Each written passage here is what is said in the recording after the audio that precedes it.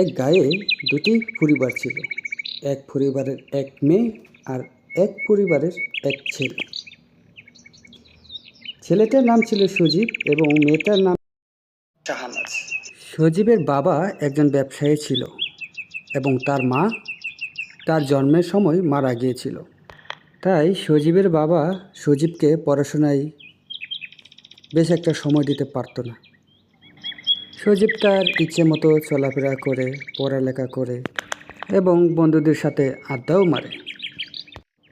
আর এইভাবেই দিন যায়, মাস যায়, বছর আসে এবং পরীক্ষা হয়। পরীক্ষায় দেখা গেল সজীব পাস করতে পেল না। আর তাই সজীবের গার্জেনকে ডেকে পাঠালো। সজীবের গার্জেন আসলো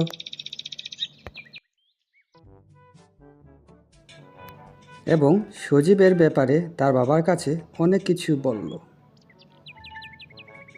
শিক্ষকের কথা শুনে তার বাবা সজীবকে গালাগালাজ করল। দেখে তাদের শিক্ষক বলল যে ছেলেকে প্রচুর সময় দিতে। সজীবের শিক্ষক বলল সজীবের পড়ালেখা আগে ভালো ছিল, কিন্তু ইদানিং তার পড়ালেখা খুব খারাপ হচ্ছে। শাহানাজও অনেক হ্যাপি। আর এই কথা শুনে বাবা এবং মা সজীবের বাবা সবসময় তার কাছেই থাকে। আমারই ভুল হয়েছে ম্যাডাম, আমি তো ব্যবসার কাজে সবসময় বাইরে থাকি, দিন যায়, ছেলেকে সময় দিতে পারি না। বছর আছে, আর এরকম হবে না ম্যাডাম। দেখা গেল আমার ভুল। শাহানাজ ক্লাসের সবচেয়ে ভালো একজন ছাত্র হয়ে আর এ বলে এবং সজীবের বাবা পরীক্ষায় নিয়ে চলে যায়।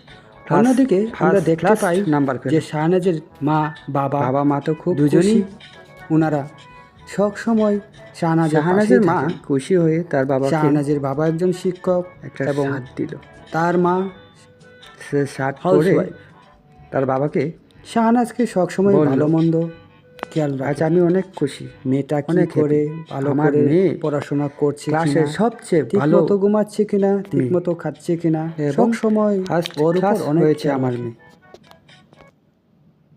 ওনারা তো খুব খুশি। এখন আমার মেয়ে কলেজে পড়বে। শ্রোতা বন্ধুরা, আমরা এই গল্প থেকে কী শিক্ষা পাই? যে আমরা আমাদের ছেলে মেয়েদের স্কুলে ভর্তি করলেই কিন্তু হয় না, আমাদেরও খেয়াল রাখতে হবে, আমাদের গার্জেনরা ঠিক থাকতে হবে, ছেলে মেয়েদের খেয়াল রাখতে হবে, আমাদের ছেলেমেয়েরা কী করছে, কোথায় যায়, কী করছে, সবই খেয়াল রাখতে হবে আমাদের। আর এটা আমাদের দায়িত্ব, গার্জেনদের দায়িত্ব। আমরা আমাদের ছেলে মেয়েদের যদি খোঁজখবর যদি না রাখি, সময় যদি না দিই, তাহলে ওই সজীবের মতোই আমাদের ছেলে মেয়েদের অবস্থা হবে এবং ভবিষ্যৎ অন্ধকার হবে। শ্রোতা বন্ধুরা, শিক্ষা জাতির মেরুদণ্ড। যে জাতি যত শিক্ষিত সে জাতি তত উন্নত। শ্রোতা বন্ধুরা, এই গল্পটা যদি পছন্দ হয়ে থাকে তাহলে লাইক, শেয়ার, সাবস্ক্রাইব করে দিবেন।